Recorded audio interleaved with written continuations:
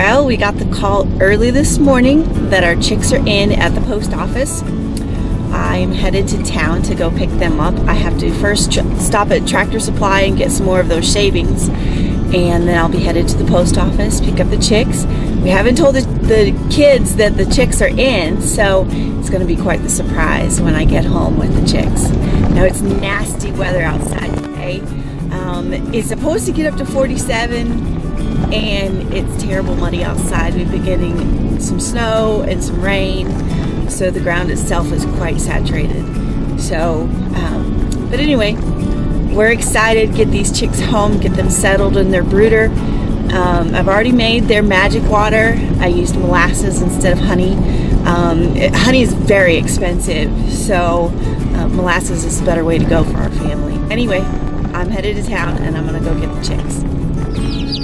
Well, I just picked up the chicks and they all look good. So let's get them home and see what the kids think.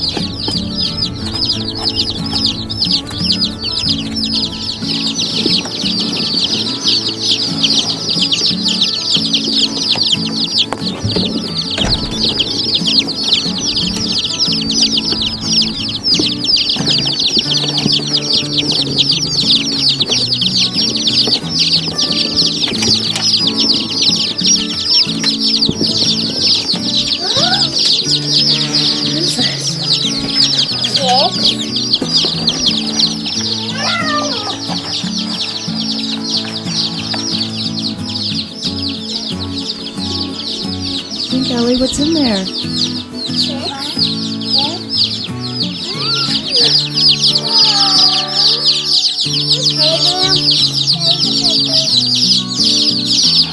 Leave them in the box.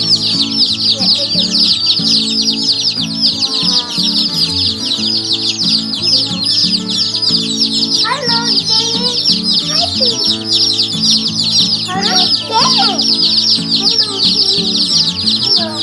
Now, if Chloe had a chance, she'd probably want to play with Mom.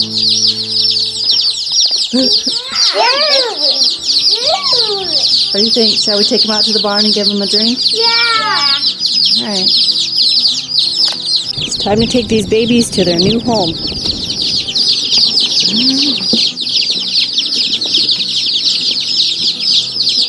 This is that device I was saying I needed to make. It will just help keep some of the extra debris out of the feeder and the waterer when the chicks hop up there. Well, let's give these chicks some drinks.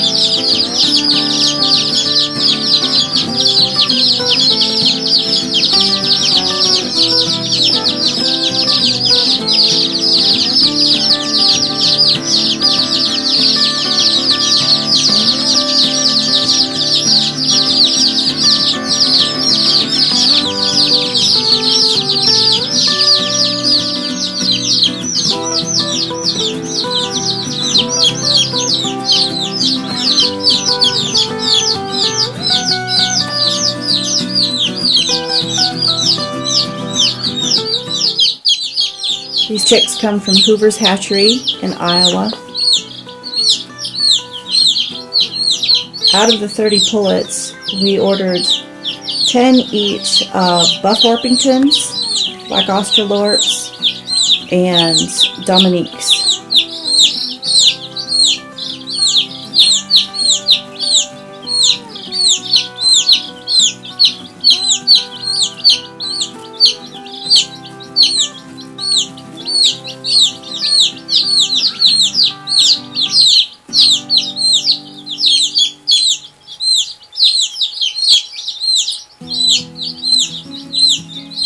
As I mentioned, I made magic water out of molasses, garlic, and apple cider vinegar, And then I also made a mash out of the chick feed, and this is slightly fermented. It will be more fermented here in a couple of days.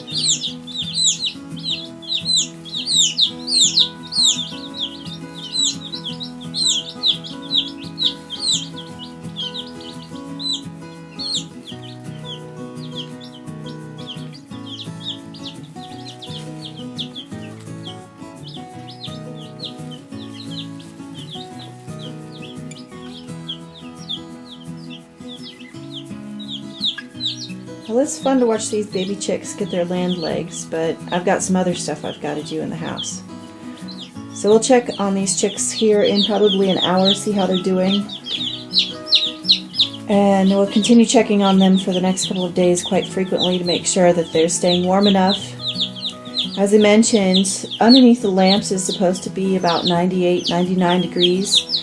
I am not using a thermometer underneath the lamps because the chicks will just sit on the thermometer. So I'm going to be using the chick pattern depending on how they're clumped up or spread out, whether I need to raise or lower these lights. We'll just see how they're doing. All of them arrived alive. Some of them are already pecking on each other.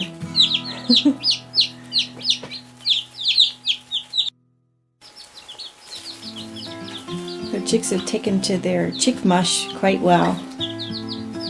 You missed the feeding frenzy. Almost all of them were over there just a few minutes ago. They've definitely found their water and their food, and I'm very happy to see that. That's always a concern when you have basically day-old, 2-day-old chicks that came in from the mail, which is how all chicks come unless you're able to actually pick them up at the hatchery. I've only ever been able to pick up chicks at a hatchery once, and that was when I was a kid. My dad took my sisters and I to a local hatchery in Springfield, Missouri, and we were able to pick out some little bantam chicks, and we brought those home and we raised them, and that was our very first flock and our first experience as kids with chickens. And I can tell you honestly that from that day on, I was hooked.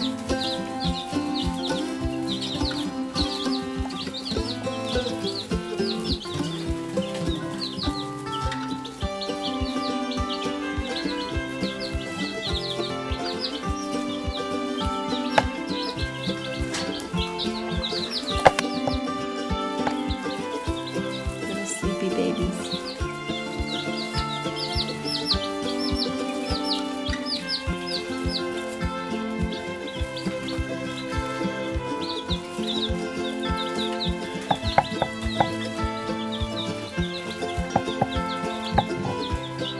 They eat like toddlers.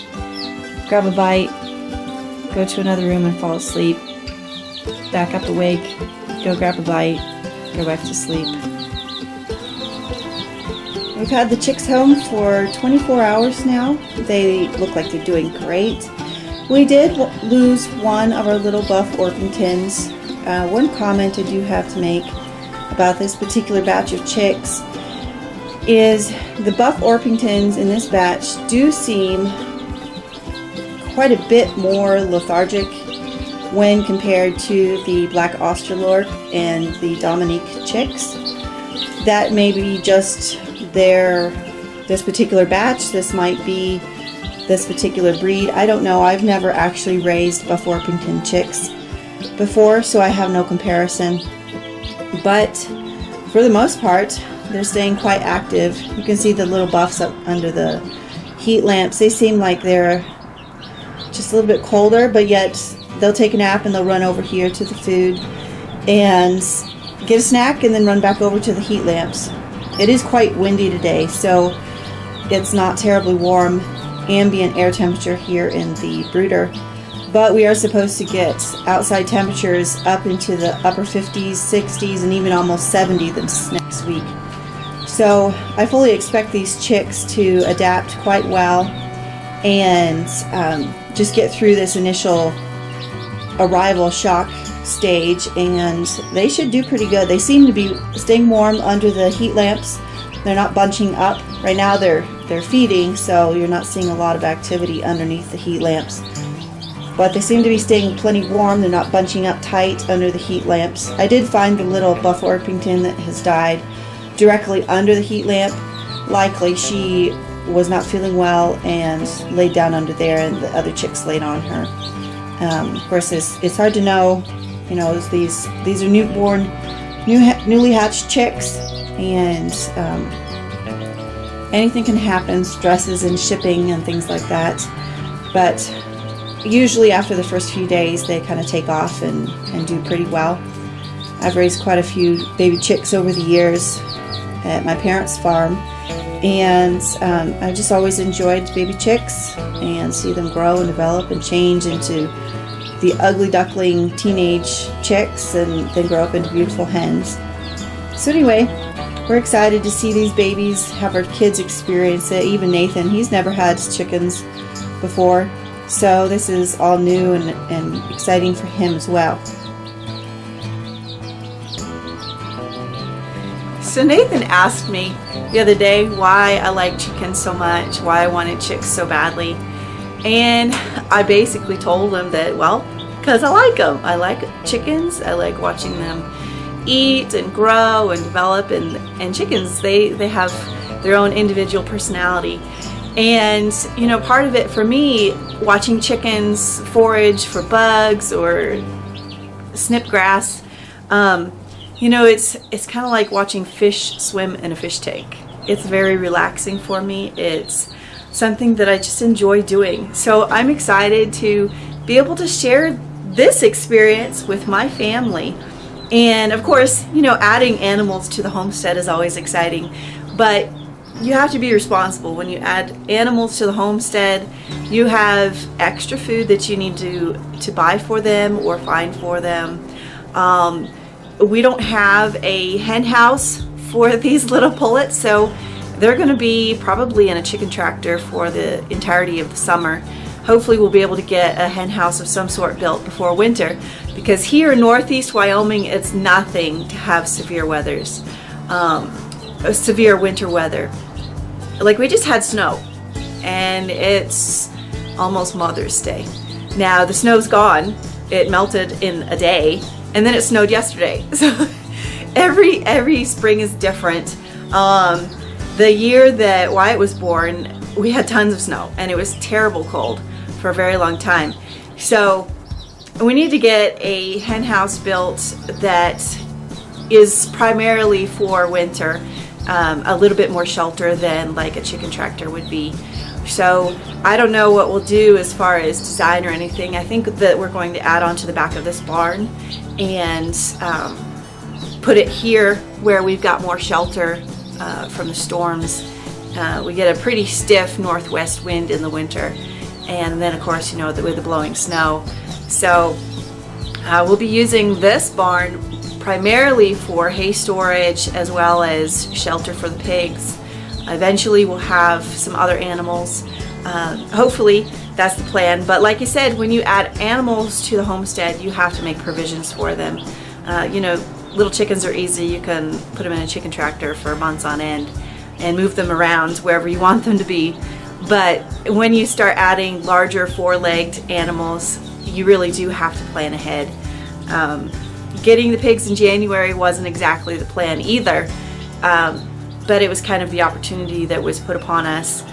We got the feeling if we didn't go and get this sow and all of her piglets, that they might be sold to someone else, and that wasn't a decision that we really wanted to have to make. We didn't plan on getting an adult sow this year, but I think it's worked out okay. The piglets follow Abigail around and are learning from her. She's very gentle, and you know, they just copy their mama. So they're out in the garden. That won't be an opportunity next year for them. So again, we need to build fence and things like that. So when you add things to the homestead, it does cost in time, energy, and then of course funds. So take that bit of advice. Don't get sheep before you have fence for the sheep. Don't get goats when you have sheep fence, because they're going to stick their heads through the fence, and then you're going to get to redo all of your sheep fence that now doesn't work for the goats. These are all experiences I've had growing up at my parents' farm, and you know, things that keep goats in won't keep other animals in, or whatever. So yeah, just try to plan ahead as much as possible. Make lists. Endless lists will be your friend as long as you keep them organized. I was watching another homestead, and they have a project list. I think that's a very wise idea. Get things up on the wall. Even if you don't do something for months and months and months, at least you have registered the idea or the job and gotten it down on paper or on a marker board or a chalkboard or wherever you've got your list going. I've got one on the refrigerator. It's very short. It has 3 more things on it. Some of it kind of overlaps. We've started working on. But, you know, when you live on a homestead or a farm or a ranch, or even just in your own home, a lot of times you kind of have a honey-do list going. And that list is just constantly changing. You cross things off and you add 5 more things. It is just the way it is. So anyway, these chicks are doing awesome. And we've only lost the 1 little chick so far.